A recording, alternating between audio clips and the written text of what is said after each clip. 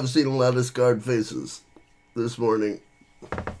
Many scarred faces. In your dreams, have they been haunting you and telling you that the world is yours? Yes, all of them. Except for one of them who keeps telling me to shut the fuck up and listen to Frank. Okay. Yeah. Makes sense. Yeah. Makes sense. Hey, everybody in the TBD podcast world. It's your favorite two big dudes back again, okay? And, you know, we're doing this podcast here. And this podcast here is part of a new little show we're doing, sub-show within our show. You know, where we take an original version of a movie and then a remake of a movie and we put them side by side and we see which one stands up. Sometimes they both fall down like a house of cards. Yeah, which kind of little bit what today was. So today we're doing the original Howard Hughes, Howard Hawks, collaboration Scarface from 1932 compared with its remake in 1983 starring the fucking awful Al Pacino. I don't know why I'm doing all this like I'm from New Jersey, but fuck Al Pacino, okay? Yeah, a little bit. I fucking man. So I gotta say, like up front, I had a weird experience rewatching both of them this morning. It's been literally a decade since I've watched either, and going back, number one, there was a bunch of shit that I remember just wrong from the Howard Hughes one. There were like things like it's about booze, not heroin, and I was like, where the fuck, like, when duh, does the heroin it's 1932, like it's booze, you jackass. And I also remembered Boris Karloff being the cop that like keeps fucking with him instead of being Daphne and like the whole thing like that. But it was this weird thing where I was like, the 83 one wasn't as shitty as I remember it, and the 32 one wasn't as good as I remember it. And I still think that the 32 one is dramatically superior to the 83. But I also was like, oh man, these are both propaganda pieces. Conservative propaganda pieces. Ha ha! And yeah, they made me a little more sad. Yeah. I hadn't seen either of these before, and it's something that I needed to see. Oh, God, you hadn't seen the 83? No, and it's something that Jesus. I needed to see because, again, it's something that made such an impact in cinema that I've seen all these references, I've seen parodies, but I haven't seen the meat of what's actually going on. Like, to the point there's, like, entire fucking South Park episodes that are just, like, Scarface parodies. Yeah, the one with the whole fucking, like, estate where they actually play the song. Medicinal fried chicken. Yeah, medicinal fried chicken where it slowly zooms in. The dude railing the fucking chicken skin. One of my favorites. Sorry, I digress. I mean, how else were you gonna do that? Yeah, no, like... So, I mean, this is definitely, like, very important for me to see. And I think interesting in both cases, and I would agree to a large extent. I don't think that the original is amazing, especially when I've seen a lot of other old school film from that era that I'm like, okay, this was excellent storytelling, or it was trailblazing in terms of cinematography. I don't really feel either of those things about this. And I disagree with you in one tiny specific aspect, but we can get to that. And the 83 one, I'd heard very mixed things about. There's people who love it. There's people who aren't as big fans of it. Yeah. And, it being a remake, but not really a remake because it's set in a different era and a different location. But still that it hit the beats that the first one hit. Like the same fucking beats. So it's interesting. And, like, especially watching them back to back, it was, like... I knew what was going to happen in the 83 one because I'd already seen the first one. Oh, okay. So you did them in the actual chronological order. So I was just like, all right, well, how is this fucked up situation going to get to the next set of fucked up situations? Yeah, it was very interesting for me. Well, and that's I was going to ask which order you did it in because I did it in the reverse order because I hate the ending of the 83. Like, you don't like the cocaine Boromir scene? I'm not. I was like really angry for a second, and then my brain processed the phrase "cocaine Boromir," and I'm keeping it forever. That's one of the most brilliant things that I've ever heard. One of the most brilliant things. Yes, I hate the cocaine Boromir scene. I hate it so much more than I can possibly ever express with words, but I will attempt to at some point in this podcast. I mean, I guess now is as good a time as any. I fucking hate that scene, like... I hate some like I don't. It's like it's a war crime. It's just a war crime of a sequence. It doesn't make any goddamn sense. And it's so dumb. There's the whole stupid like cracked out thing with his sister being like, "You want to fuck me, Tony? You want to fuck me, Tony?" Like wandering around with the gun. She gets like random clipped. I hated that end for her character, and that character never really got filled out. But regardless, the entire just supposition that taking cocaine somehow turns you into like Wolverine just rubs me so the wrong way. Besides the fact that I hate Tony Montana, so there's no fucking... For me, it's literally like, can we get to his death? Every time, like, I've gotten to that scene, which is only 3 times, I'll admit, in my life. I watched it twice in high school and was like, I hate this fucking movie.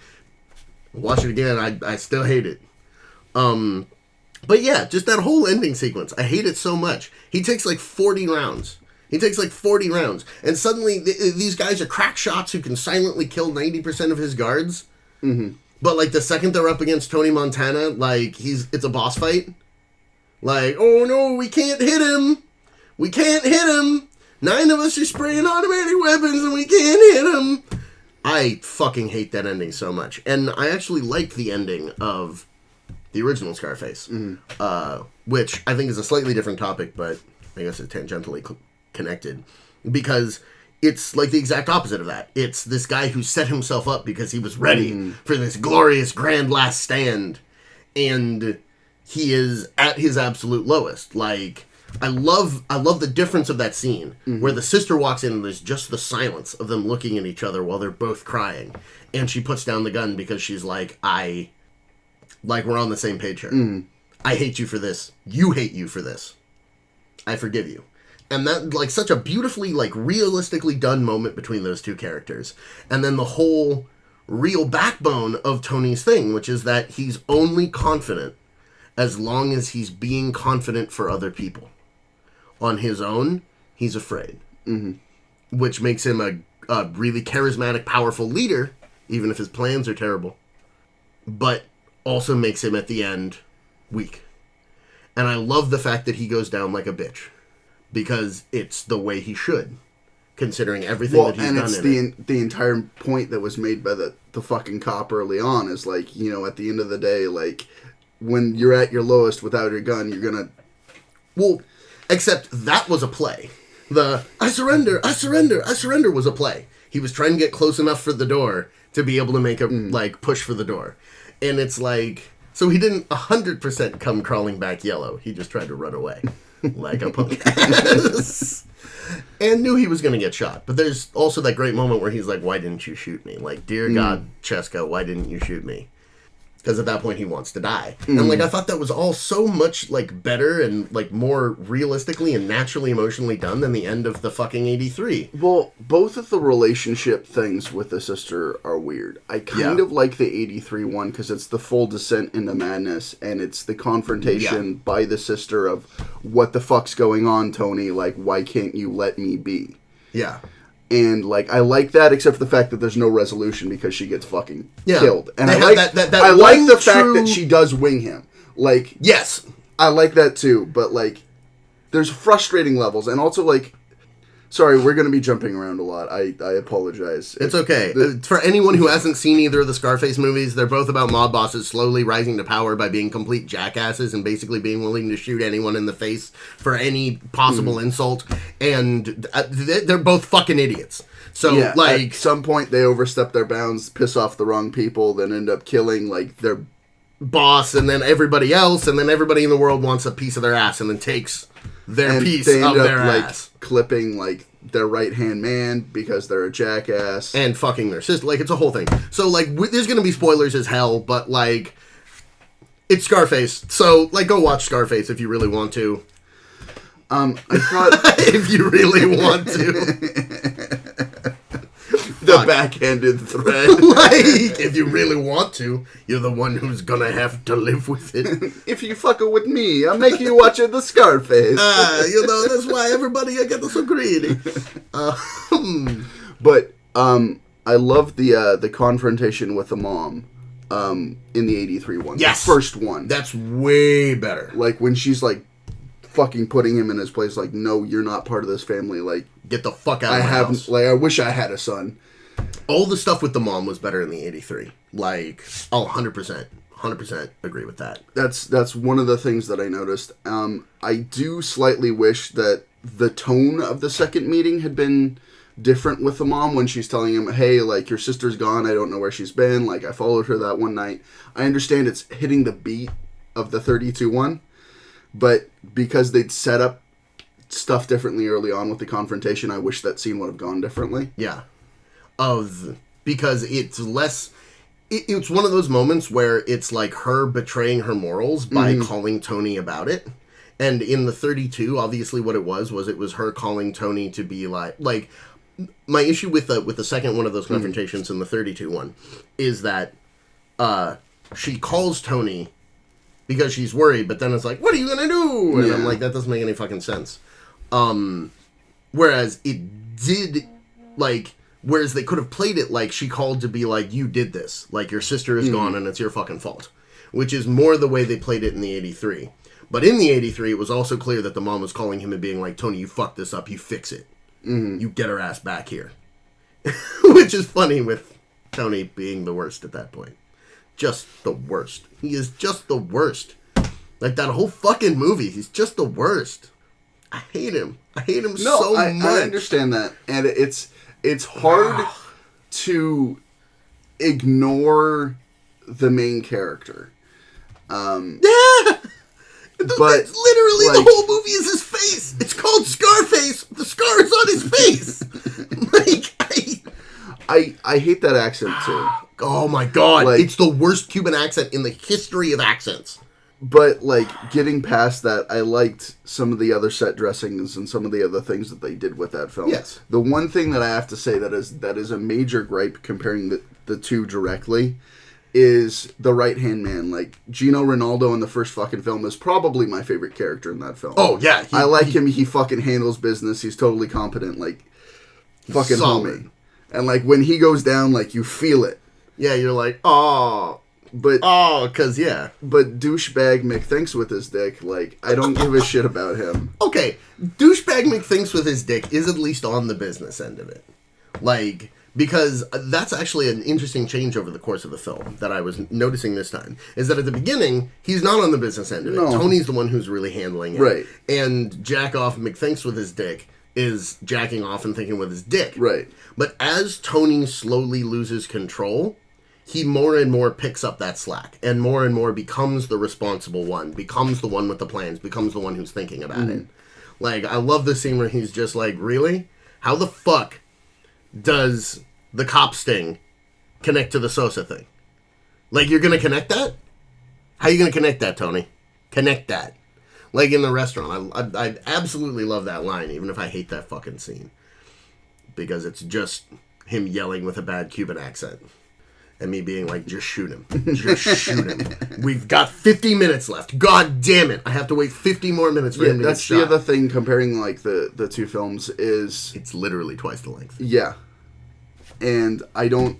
They spent more time on, like, you know, the backstory of the character without actually going into the backstory of the character. Yeah. Because they have that whole, like, oh, what did he do before he got in position to be able to rise to power? There's, like... more of a step up rather than just they show him from step. Getting into the U.S. As opposed to in 32 where he's already working for his first mob boss that he entirely just betrays. Entirely betrays. That's actually something that I like. So you were his bodyguard, right? Yeah. Where were you? Get my beauty sleep. You fuck up. And that's actually something that I appreciate in the 32 is that there aren't all those like, Tony's an honest man. Tony's not a fucking honest man. He doesn't keep his word. Like, he has the back of the guys he was in the army with until he's, like, massive cocaine guy. But that is literally it. Like, and yeah, like that's an interesting point that goes back to, like, trauma suffered by soldiers and everything else, and the fact that he's disenfranchised with authority. But he also is a whiny little schmuck who just whines about anybody who gets in his way. He bitched about the communists at the beginning. He bitches about the capitalists at the end. Like... and he is not trustworthy to anybody else. Literally, from his first interaction with Frank, he's like, Frank is soft and I will betray him. Which is, again, echoing Yes. the 32, but literally everyone goes on and on about how Tony's an honest man in the 83. Oh, there's no lying in you, Tony. I can tell what you are. You get a man like that behind you, you can do anything. No. He's a worthless sack of shit. He literally has two redeeming things, which are he won't murder children. Oh, whoop. What a redeeming feature. The only thing in the whole world you won't do is murder those two kids that day because you're on one. You did a pile of coke behind the wheel of the car and you hated this guy anyway. And two, you have the back of your army buddies most of the time till you do coke. And then you shoot them. You actively shoot them. Like, they're the only two redeeming fucking things about his character. And I was like, fuck. And I've, like, heard people make arguments that, like, he's, like, got, like, you know, he has the heart of gold, and, you know, takes care of his family. No, not really. No. Not really. I mean, he's as soon as horribly he gets abusive to married, his sister. And like, as soon as he gets married, that relationship goes out the fucking window. Yeah, because he treats her like shit. Because he's worthless and awful. Also, the time skips in the movie really bother me. There's just that giant time skip where it's like, I heard you ain't working for Frank anymore. We gonna go over that split in any way? Was it maybe caused by the fact that Tony is continually doing shit that is, like, unacceptable as an employee? And Frank was like, you're fired? Because that's what it seems like to me. And his whole thing about, like, I never betrayed you, Frank. I never betrayed you. Yes, you did. Repeatedly. In front of him. Like, how dare you be self-righteous? How, you worthless sack of shit. I'm sorry, I hate him so much. No, and I can't get over it with the movie. And it was nice rewatching it this time because Pacino's performance for the first third of the film, I think, has subtlety. First half of the film has subtlety. Until he gets power, and then for the rest of it, he's a fucking cartoon character. But, like, I actually was impressed by Pacino's acting during the first half. There was, like, subtlety, there were little, like, nuances to the character. And the second half is just a fucking cartoon. Well, the second half is, like, obviously if it's twice the length, there's shit that gets more drawn out. And, like, the second half of the film is where you see the really, like, descent into madness. Yeah. And I like that and I don't because I feel like it's cool to see how you arrive at the end in terms of, like, having that drawn out. Because in the 32 one, they basically come back from the cruise and things go to 11. Yeah. And in the 83 one, it's more of a build of, like, slowly, like, Tony losing his fucking mind. Yeah. And I like that, but at the same time, things get overdrawn out. Yes. And I wish they would have come to a conciser point. Yes. 100% agreement there. Jumping back to another thing, I do totally agree with you. There are other films from the era of the 1932 one that are far better shot. They did do certain stuff that had never been done before in the film and in the production. The car chases with the machine guns. All of that was the first real thing of its kind. It was the first movie to have action like that. And it set the tone for essentially car chases for the rest of, like, action films, like, to this day. And so it was really major in that regard. But yeah, no, otherwise I don't think that it's not the best put together film. But I also think that the performances in it are really solid. Even the poor stupid secretary guy, like, was, like, there's the unfortunate, like, conspicuously racist shit about him that's, like, anti-Italian immigrant, like, racism that they're doing.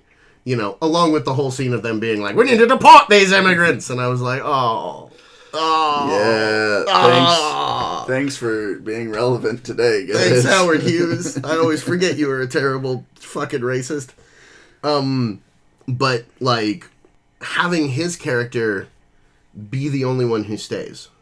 Literally to the point of taking a bullet and being like, I'm not going to let the cops in. And, like, locking up the house. Yep. And being like, no, I will continue to fight for my guy until the end. Was just a really interesting thing because the entire rest of the gang leaves. They take, like, the 2 pot shots and they run. Mm-hmm. And I was like, that's, like, the performance in that dynamic and the writing there I thought was really good. And I thought that across the board, the performances in the 32 were good. including the guy who played Scarface. I mean, obviously it was more over the top, but I think that the performances in it are more consistently good than the performances in the 83. And that's even considering the fact that I love Michelle Pfeiffer. Like, she's one of my favorite actresses, but she does not turn in her best performance in the film. In part because it's not a real character. Like, at least the femme fatale, I guess, in the 32, like, I bought the relationship more. Mm-hmm. There was that attraction that was played with. There was more of a flirtation. In the 83, it was literally her going, "Go fuck yourself, Tony. Go fuck yourself, Tony. Go fuck yourself, Tony." And then suddenly is living with Tony. Yep. And I was like, again, sure. I agree that character is not a real fleshed out character. And again, like, you're directly taking things from the 83, where yes, she does things, she makes choices, she has actions, but she's more of an object. Yeah. Given the time period. So that's unfortunate. Mean the 83 or the 32? The 32. Oh, the 32. Yeah. And I think it's unfortunate when you're doing the remake and you're trying to hit all those beats, and you keep things from the era that should not have transitioned. Yeah. Like, obviously, this is not a direct adaptation. You've already taken these liberties. Why not make these people actually fucking people? Yeah. And that was something, like, I didn't even know Michelle Pfeiffer was in it. And, like, when I was, like, watching the opening credits, I was like, oh, fuck, Michelle Pfeiffer. Like, I dig Michelle Pfeiffer. And, like, yeah, it was kind of frustrating to have her essentially playing the object that's like, no. Okay, well, I guess this is happening because Frank's out of the picture, so fuck it. Yeah, like, I just hate that, dude. I just, God. Like, you like kids? I mean, he literally tries to, he grabs her and tries to fuck her in the car, and she's like, "Get the hell off of me." Like, that's their, like... And then he grabs the hat and is like, "Aren't I cute?" And she's like, "What is wrong with you?" Like, oh my God, I hate him. And I have to say, I do have some love for the sidekick. What's his name? Manny in the 83. Because of the fact that he realizes he has to step up. Before that, Tony's always the idea man. He's like, "Booyah, I'll follow you, brother." And then it's like, "Oh God, he's driving directly for the cliff. I'm going to move the wheel to the right. Okay, I'm just taking the wheel." Like, that's why it's so fucking dumb. Also, just like, man, so many other ways. They could have killed that guy.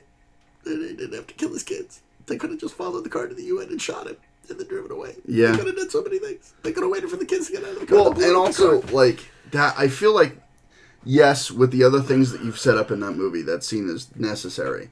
But the way that they chose to play it out, in general, is so unnecessary. I mean, the whole fucking breakdown that Tony has in the car, I mean, you fucking alluded to it earlier. Like, of all the decisions that you decided to make, of everything you decided to do, like, this is, like, your day to suddenly decide to do something. Good. It's not even the right thing. It's not even the good thing. It's just the slightly less shitty thing. Yeah.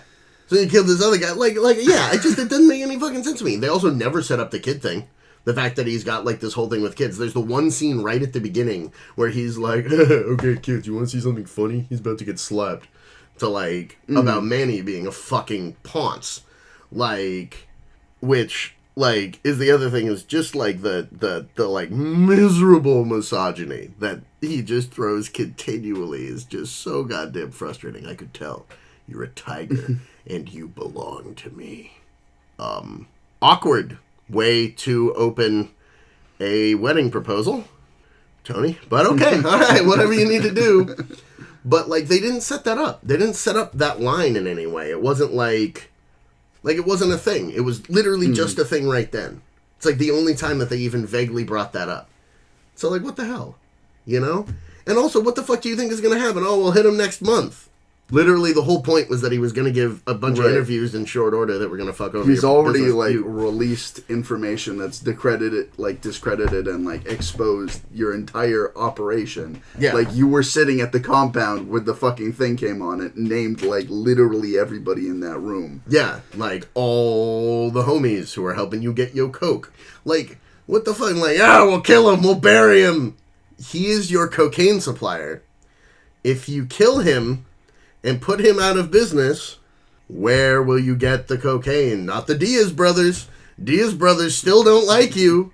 You cut them out of the business. Like, just not a single fucking decision he makes a goddamn lick of sense. Well, after the one where he has the dude call to pretend he was the hitman.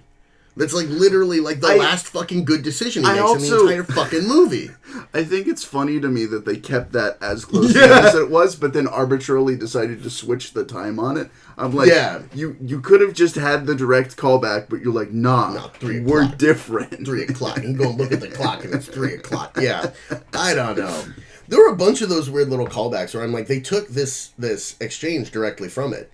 And I hadn't realized until this watch through, because I just watched the other one, that at the end of the second one, the thank you is to the director and screenwriter of the 32. Mm-hmm. And I was like, okay, cool, because you directly cribbed his lines.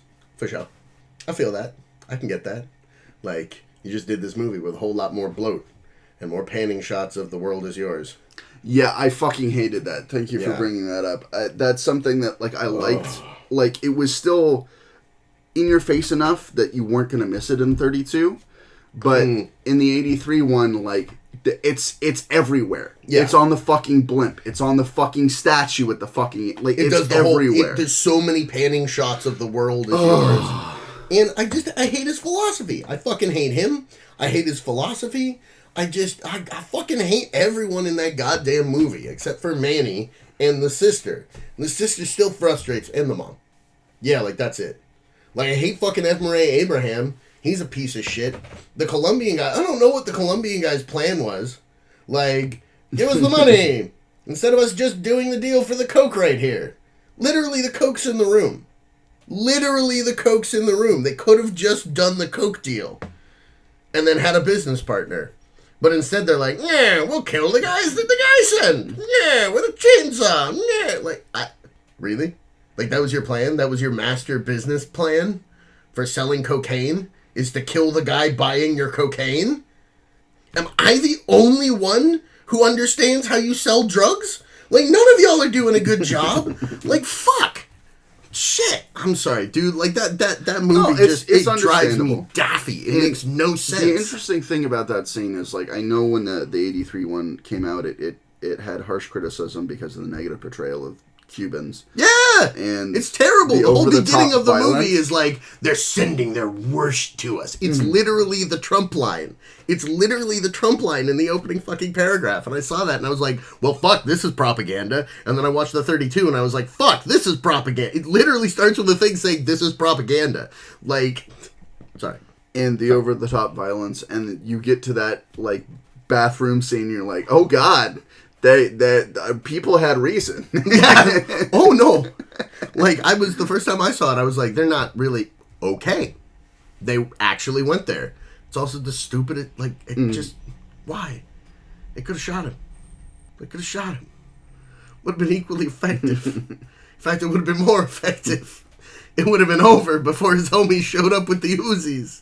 Like, also the number of people who just take, like, a full, like, clip spray across the chest of Uzi bullets and then are able to, like, get up and do things in that movie really irked me. Like, really irked me. Understandable. Also, what the hell was the fucking scene in the Babylon Club with the, like, fat dude in the mask? I don't fucking know. Also, why did the assassins wait until the fat guy in the mask was standing directly in front of Tony so that, you know, he was covered for Tony? I don't know. I can't explain it. There's no fucking reasons for it. At least in the 32, every event, like, rationally leads into the next. Mm-hmm. Tony makes bad decisions because he's a fucking jackass, but that's part of the point, is that he's a jackass, and everyone's like, stop doing what you're doing, and he's like, nah, and then goes and shoots a bunch of people, and bites him in the ass.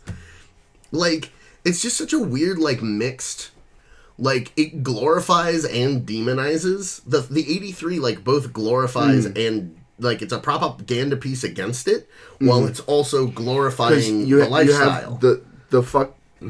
capitalism and the fuck communism as, like, mirrors of one another. Yeah. You have the, like, glorified lifestyle where, like, you also have people coming up to Tony, like his mom and other people, and, like, you're a fucking embarrassment to Cubans. Yeah. Which I liked. I liked that they had that as the other side. And I understand that if it gets overshadowed by other shit. But, like, you did at least say, like... At least had that. Yeah. Though that's also part of the entire, that, like, these damn illegal immigrants, like, giving a bad name to all of the immigrants. Well, no, actually, the vast majority of the immigrants aren't committing crimes. Right. It's literally just this tiny little subsection and that are in organized crime, and that's true of any race, and god damn it, like, nah. But yes, I am glad that there is that scene where she's just like, no, like, fuck you. Though it also goes into that whole, like, glorification of, I like the fact that she's like, fuck you, I don't want this grand, I work for my money. But it's also, like, again, it's demonizing the fact that you have people coming into this country who are fleeing really terrible situations, aren't given opportunities to actually make legitimate money and advance in a normal way. So they do what they can to try and support their people, and are then demonized for making those choices. And that really bothers me.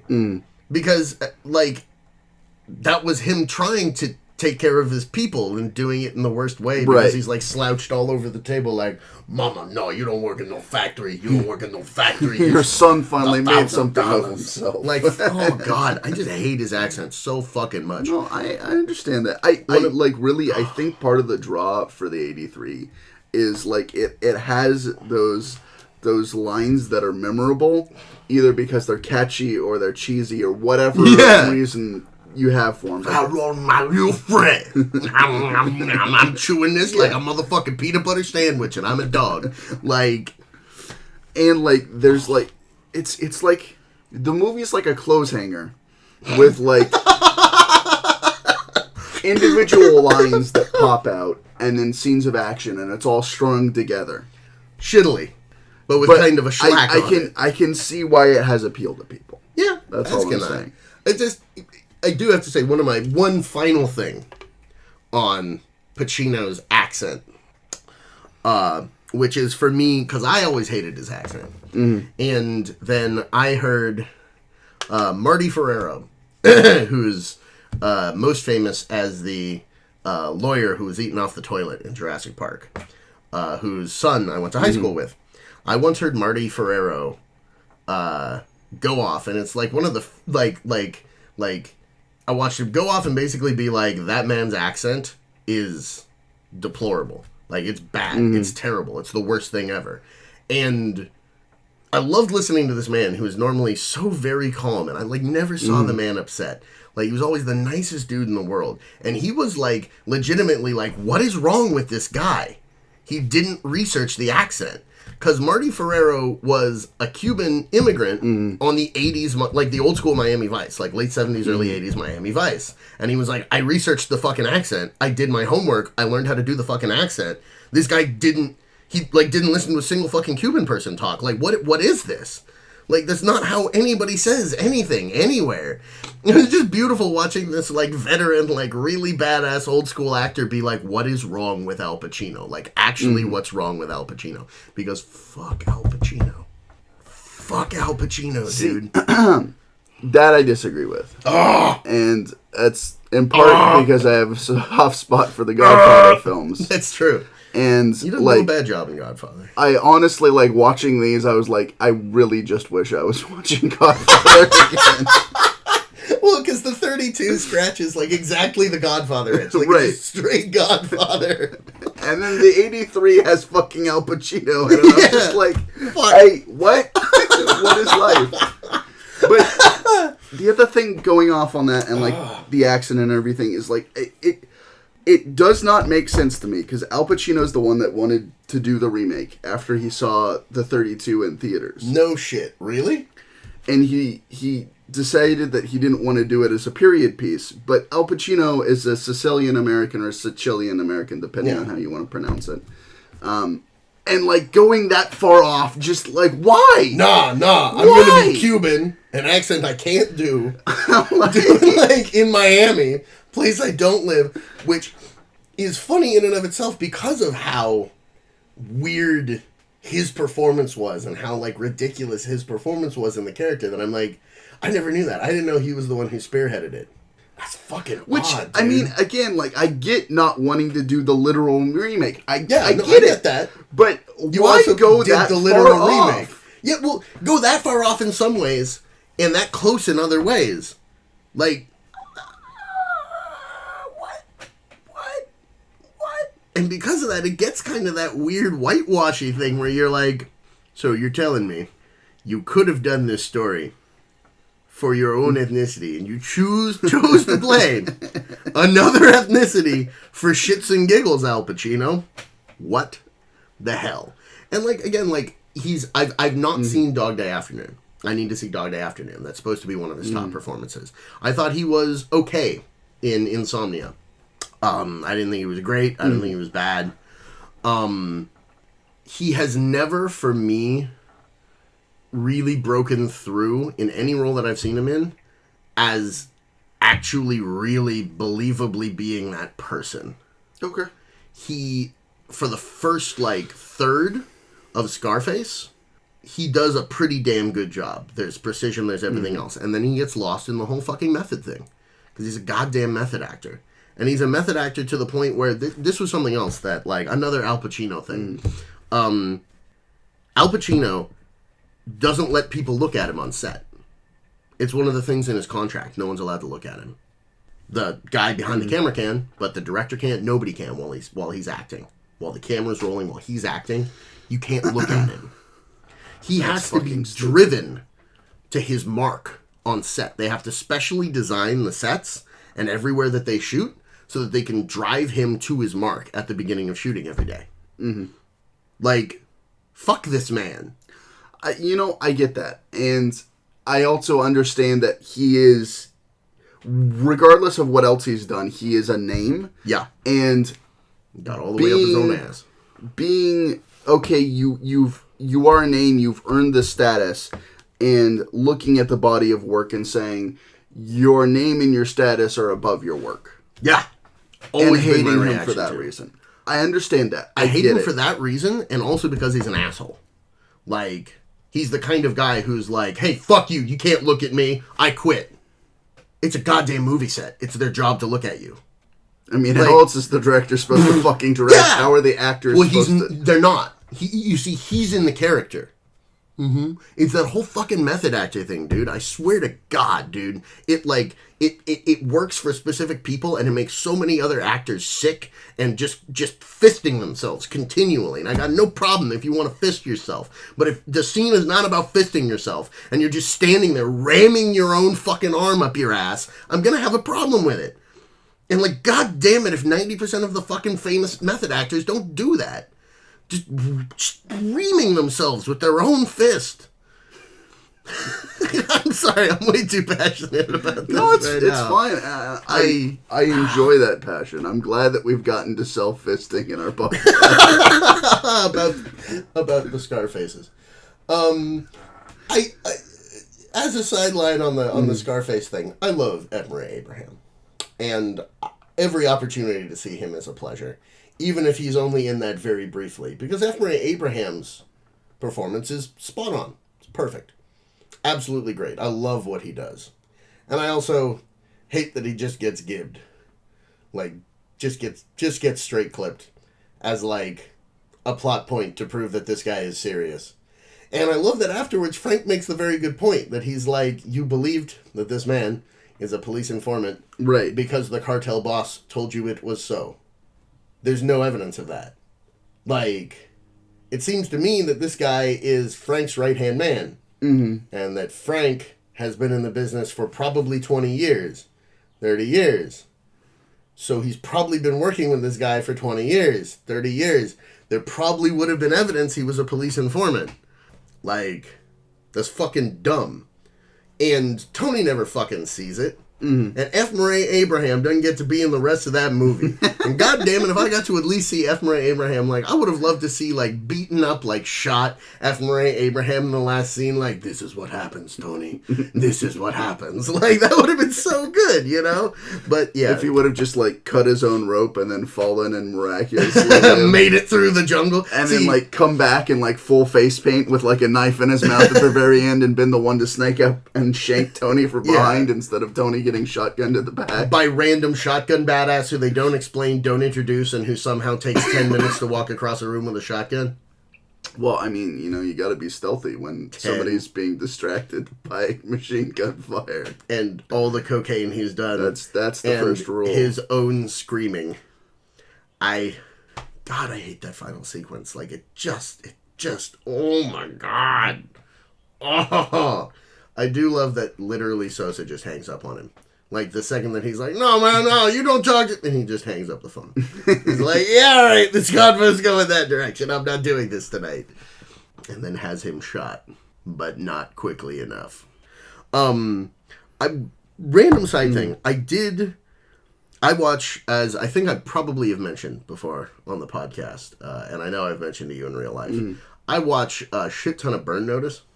So it's really funny watching them drive down the same chunks of street that, like, I'm like, that hotel appears in, like, 10 fucking episodes of Burn Notice in the background. Like, I know that exact chunk of pavement that they are chilling on outside of the motel where, like, the chainsaw murders happen at the beginning. Like, that whole shot of them driving up, I was like, wow. It's like the scene where they have the showdown with the Russian spies who were trying to kill elderly Burt Reynolds. And also the scene where they're trying to save Jack Yablonsky. And then also that scene where they're trying to save that other dude who's being hunted for that other crime in season 1. And it was just kind of like fun having that little through line because it was the same place in like 1983. It was the same kind of like little joy that I got out of realizing that the parking lot where Walter picks up the main character, the dude in The Big Lebowski, to go do the drop to the Germans. That parking lot is like the first really good weed dispensary that I went to, like on a regular basis, was in that parking lot. And it was cool seeing that like 10 years earlier and being like, wow, well, that's cool. That pawn shop's still there. So's that liquor store. Oh, that's an Indian restaurant now. And that was a weed shop. Like, oh, cool. And it, like, had that same kind of, like, cool nostalgia itch for me where I was like, interesting, a different era of this place I know well. That is something funny about living in this area and watching film and, like, especially, like, South Pasadena. Like, there are parts of South Pasadena that you will just see in movies sometimes and you'll be like, hey, I know where that is. Yeah. Or they'll be, like, filming at some, like, exotic locale, but you just know that it's the fucking mountains. They're just up in the mountains around here. Yeah, and I'm like, that is conspicuous. It's like any time on Star Trek, it's like, oh, alien planet. I'm like, that is the Angeles National Forest, and that is the Mojave Desert. I know Joshua trees look weird, but they sure as hell ain't alien. They only grow in the Mojave. Like, that shit happens a lot. And that also happens in Pasadena, where it's like any time that I'm watching shit, and I'm like, they're in the suburbs. Well, this was shot in Pasadena. Oh, okay. Yeah, I know that house. Oh, yeah. Oh, yeah, that one. Okay. I always love that, though. It was like there's a chase scene on Criminal Minds that's supposed to be happening in Baltimore. And I was like, that is the 3rd Street Bridge. That is like an iconic Los Angeles landmark. And they are speeding around it at high velocity repeatedly. And you are telling me this is Baltimore. All right, guys. Like, whatever you need to do. Great job here. Great job. Yeah. It'd be like having, like, the Hollywood sign in the background of a shot and being like, here we are in Alaska. Like, are you serious? Okay, that one's a bit more of a stretch, even for Hollywood. So, no, it would be something more like having the Pasadena Bridge in the middle of a shot and being like, here we are in upstate New York. Like, that's more accurate. I like the Hollywood sign in Alaska, though. No, it's hilarious. We should ship it to Alaska. Piece by piece. Get it gone. I don't want it here. We don't need it here. Ugh. Relic of another era. Agreed. I mean, something gets fucked with from time to time, and we have to spend time and energy fixing it. And, you know, it's a big tourist. Was there, like, some big old thing last year where someone, like, added a word to it? Or, like, switched things around with it? They changed the O's into E's, so it was Hollyweed or something like that. It sounds about right. I could be wrong. It sounds about right for the region. I would have preferred that. The cool thing also was Robert Loggia is in the 1983 Scarface, kind of jumping back to that. And I didn't realize this, but it was cool because I've now finally got a face, like a real-life face, to go with the Family Guy Robert Loggia joke, and a voice. And I was like, my God, like, it makes so much more sense. And it was interesting to me that they also flipped the physical characteristics of the boss that Tony kills between the 1932 and the 1983. Mm-hmm. So the version of Frank in the original is Johnny Lovo, who's the skinny dude, right? And Frank is kind of fat, but the earlier mob boss that gets killed in the 32 is fat, and is also like 100%. It's Tony who does it, and like, which is why that line didn't make sense. Like 3 or 4 scenes later, that like bugged the hell out of me this time. Where it was like, we just stood outside and listened to some to some gunshots. Best money I ever made. And I'm like, no, you whistled. You whistled the song from Lucia de Lammermoor that you whistle every single time you kill people. I thought he was talking to the waiter who'd been paid off, who left at the end, who's the last guy after Tony leaves. The other guy gets his coat and heads out. Yeah, but I think that's because he just saw the body and was like, I am not answering questions for cops from this, and took off. I don't think that the waiter was actually on the take.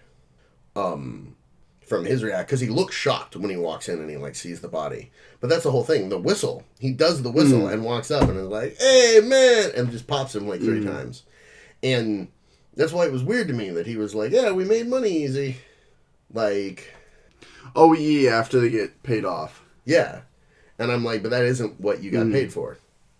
Like, you got paid to shoot this man. That's a very different thing. So it was like their weird version of the Rebenga deal from 83. It's like weird, the like elements that 83 did better. Like, they filled in all these plot gaps, but then added new plot gaps. Right. And the original was pretty much a straight line, but there were like definitely things that were like, I don't know if you had enough money and time for all the reshoots you needed to do, and I think he just kind of pushed this out there because he figured people would be inflamed because these damn Irish and Italian immigrants are destroying our streets with their insidious booze. Yeah, I did like that it was at least forward with what it was telling you. Like, the whole, like, preface at the beginning of the film of, like, you know, are you really cool with all this crime on our streets? Are you going to let the government do this? I mean, remember, the government works for you. Remember, you are the government. And, like, buy war bonds. Honestly, I like that preface. It's sad, like, what that ends up meaning later on. Yeah. But by and large, I like that message. Yeah. Well, and again, like, we have problems in our society, seize control of it and deal with it. And the way, of course, that they ended that wave of organized crime was by re-legalizing booze. So that organized crime wasn't making all the money in the world. Also, the worst salesman in history. Tony Camonte in the 32, the worst salesman in history. How many barrels of beer you buy in a week? 3. It says 5. Well, you're taking 10. What? It's like the stupidest shit I have ever heard in my life. I just figured it was like full on like extortion because he didn't give a fuck at that point. So it was like, no, I'm going to make you buy more than you need or want. So we have your money because fuck you. Well, I feel that, but my point is that isn't also how you build any kind of long-term business. No. Like, and of course, that is the point. I don't think he gave a shit. No, I mean, that's the point. He's bad at everything except for kicking people's asses. Like, he's great at punching people randomly or shooting people. Like his sister. Yep. Oh, yeah. The, like, backhanding the sister in every version of it, I was like, man, That is something that I really like. In the 32 one, like, stage combat had not, like, gotten to an art form level yet. You can definitely see, like, okay, some of these punches that aren't really punches are totally clearly not punches. And, like, I get it. It's a film. There's the whole suspension of disbelief. But, like, come on, meow. Come on, meow. Yeah, some of that was pretty bad. There's also, like, the shot of, like, the car driving up next to them and them unloading the machine gun directly onto the window next to his head and having him go, like, jerking his head back and forth. And literally a bullet hole appears in the glass next to his head and he moves his head and there's a bullet hole there. And I was like, I understand the cost of shooting these scenes, especially at the time period, but, guys. See, I didn't read them as bullet holes. Because he mentioned early on that he had a steel car with bulletproof glass. So I read that as the bullets hitting the window and not breaking through. So they were like shatters. That does make sense. I didn't actually go all the way through. There's just a few other points where there's also, like, machine gun sprays that, like, totally should hit people, and plot-wise they just don't get hit. Like, that happens to Julio or Junio or Juno. The right-hand man. Yeah, got pregnant as a teenager. Gino Ronaldo. Yeah, Gino Ronaldo. And yeah, like, which he gets better at over the course of the movie. That was really funny to me. You can actually see the scenes where it's like super early on and him doing the coin flip and he's like, fuck. Like, this is the core of my character. Shit. Like the scene with the sister throwing the coin to him out the window. He's not very good. And there's, like, a ton of other scenes where he's just doing it in the back and he's getting it, like, 2 feet in the air and he's, like, catching it every time. But that scene, he's getting it, like, 6 inches with, like, one flip every time. And it's like, okay, I've got it. I'm not fucking it up on camera. They ain't gonna have to shoot this again. It's not gonna cost them another, like, 10 grand. And this is 32, so 10 grand is $1 million. Not $1 million, but you understand my point. I also have to say, completely cheesy, over-the-top ridiculous. I did love it and hate it simultaneously. Was the Tommy gun fire with the calendar flipping to show the oh my god, yes time. I forgot that until I actually laughed out loud. I actually laughed out loud when it got to that. I was like, yes, please give me more, because it is just totally over the top cheesy. But I'm like, all right, cool, whatever. You guys wanted to do it, you went for it. It worked. Yeah. Well, it's like the push it to the limit montage in the 83 where I'm like, this might be the cheesiest thing ever put on film and is on, I think, the top 10 list of most coked out things that you can put in a film, of a bunch of guys being like, yeah, building our empire, cocaine empire, to push it to the limit. Yeah, isn't this 80s? Is this not 80s? Like, I'm like, all right. Pushing it to the limit. We talking about selling drugs. Pull it back. Push a man. Also, the fucking Rush to the Yayo song, which the first time that I fucking watched that movie, that came on, and I was like, you are shitting me. There is a full 60 seconds of slowly zooming in to Rush to the Yayo. Buzz to the Yayo. No, Yayo.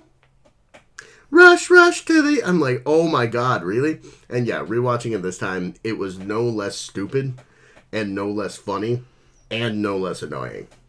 It, like, hit all three in exactly the same way. So at least I gotta give him props for consistency in that regard. Jumping back a bit, again, we've been all over the fucking place. Oh, yeah. Is the ineffective but loyal homie in 32. While I appreciate some notes of his character, I ultimately found it frustrating.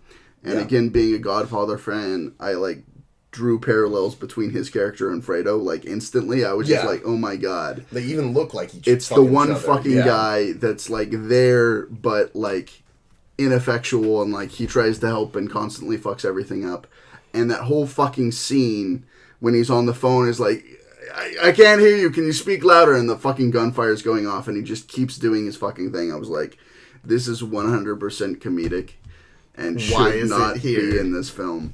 And especially in that scene, like, and I think that they were trying to have that, like, oh, he's the comic relief. But at the end, you feel, because he dies. And, like, yeah, that fell a little flat. Oh, God. And there were certain parts of that where I was like, okay, he's a little bit too stupid here. And I'm glad that they didn't really completely do his character again in the 83. I mean, there's, like, third homie. Well, they kind of, like, merged the characters almost. So both of they have elements of both of the helpers from 32 in the same character in Manny. That's true. Though there is also the third guy. Right, who ends up just going down way early on. Oh, no, that's the fourth guy. The third guy, who's in the car with them at the beginning and is in the, in Freedom Town, quote unquote, with them at the beginning, is all the way to the end. He's the last of Tony's lieutenants to die. And he's the guy who's banging on the door at the end and is like, Tony, let me the fuck in, dog. Like, let me in the room. And he doesn't because Tony's way too coked out and useless. And is talking to his dead sister. Like she's still alive. Oh, that's Gina! Useful. That's super fucking useful. When your house is full of gunmen. Yeah, like that... man. Like... But I thought it was interesting that they moved away from the level of incompetence, where, like, both of those guys, like, fuck up minorly in certain ways throughout the film. But, yeah. I also don't know what he did to earn the loyalty of, like, half the fucking people on his staff.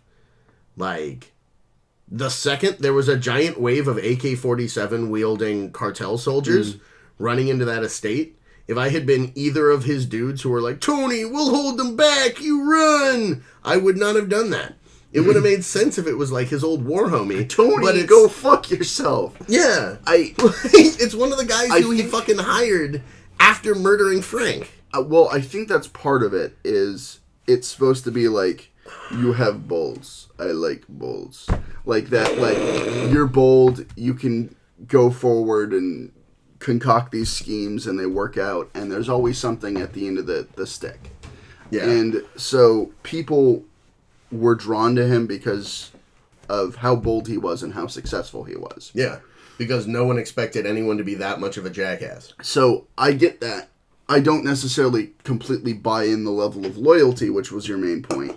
But I do get having the people swarm to him after that. Oh, absolutely. That I'm fine with. That totally made sense. Like that whole thing at the end of the sequence when he kills Frank, where he's like, man, you want a job? Dude's like, yes, sir, I do. And he's like, good, call me in the morning, we'll set up a job. And the guy's like, thank you, sir. And just starts chugging the whiskey. Like, I feel that guy. Like, I feel that guy 112%. But, like, yeah, no, like, I understand why they worked for him. I don't understand why they stuck around when there were infinite waves of cartel soldiers swarming the estate. And I'd like, if I had an Uzi, I would leave right then. I would be gone. I would have left. It would have been done. I mean, you're also not in this business, Patrick, because... As far as you know. That's true. That's true. You'll never know, but I'm known as Scarface in certain circles. You could be the next cocaine Boromir. Yes! No. See, this time, I'm going realistic with it. You know, I'm all about the realism. No, I'm talking cocaine Faramir. Sorry. So ineffectively charging at an enemy-like thing of troops, like doing the full Devil's Rejects. I guess, yeah, like Devil's Rejects, they're doing the Faramir. They're doing the, like, charge to retake Osgiliath, which they do in the stupidest fucking way in goddamn Return of the King. Like, when that scene happens, I was like, Faramir, you're supposed to be a skilled leader of men, but the two combat situations I have seen you in, you used literally the worst possible strategy. You have pikemen in full plate.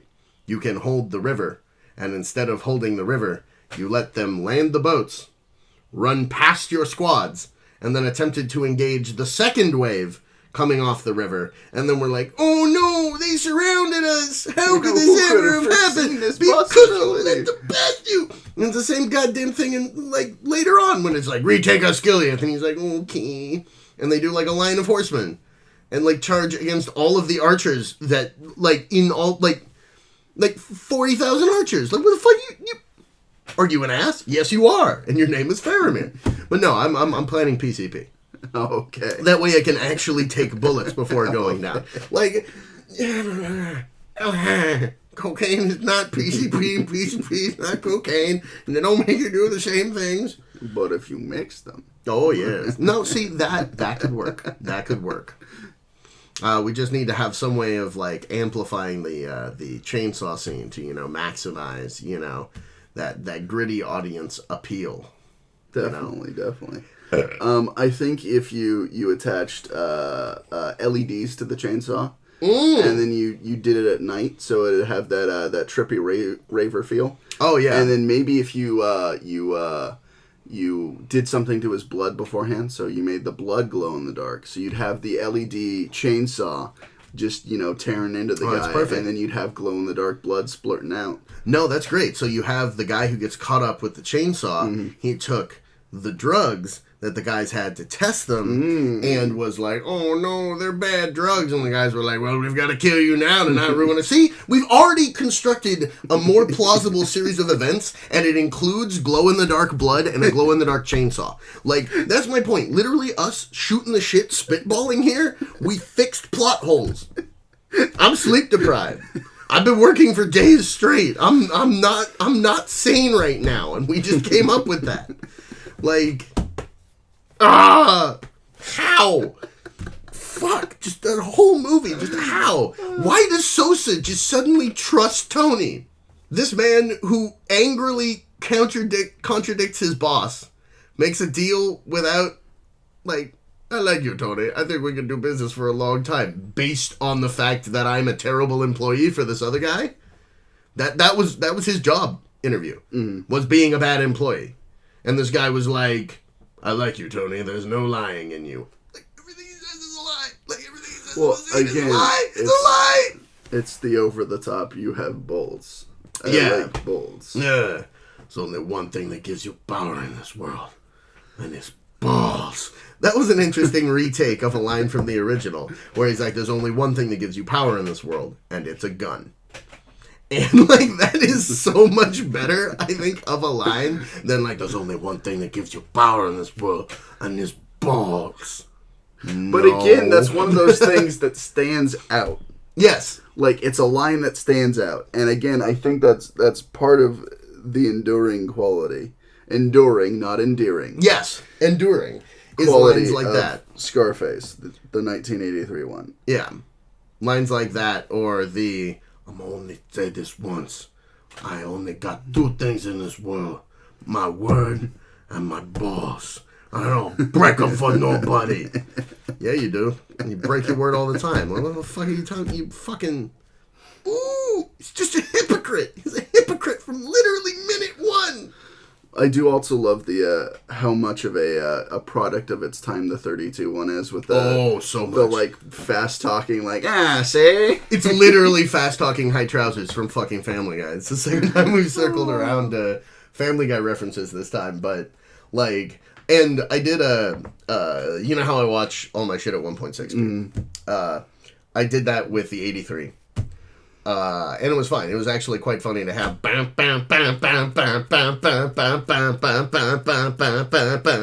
the like organ line instead of having the like lugubrious, incredibly slow, like shitty organ part over the like all the panning shots of The World Is Yours.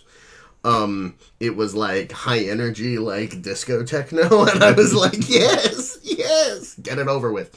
But when I got to the 32. I started it at 1.6 speed, and it was so fast. Like, I had subtitles, so I was getting everything, but I was like, this dialogue is so fucking fast already. They are literally doing that, like, see, I'm gonna put you on the see, like, at maximum fucking velocity, and I was like, I can't do this. And I actually turned it down to 1.4 speed. I will admit. It broke me. It broke me. Though we still got such great... See, these are the lines that I really love. Lines like... you stick with me, you're gonna be wearing a gold hat and big trousers, see? No, a gold hat and big pants, see? Actual line from the 1932 Scarface. If you stick with me, you're going to be wearing a gold-plated hat and big pants. And really, isn't that what we all want? It's certainly what Chupacabra. Gino. That was it. Gino.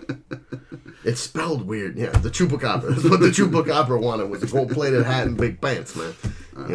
Well, you got anything else to add before we finally put Scarface to bed for the deep, eternal slumber of death? I think I would just have to add that my general grades for the two things have definitely shifted from where I thought they were. The 32 was definitely like a B+ before, and it is now a C+. And the 83 was like an F like a bad F before, and it is now a 68% D. Okay. Yeah. Well, thanks for sharing with the class, Patrick. I have to. I'd probably have both of them at C's myself, but difference of opinion. No, Phil. Good night, family. Now remember, The world is your... Okay. The world is your balls.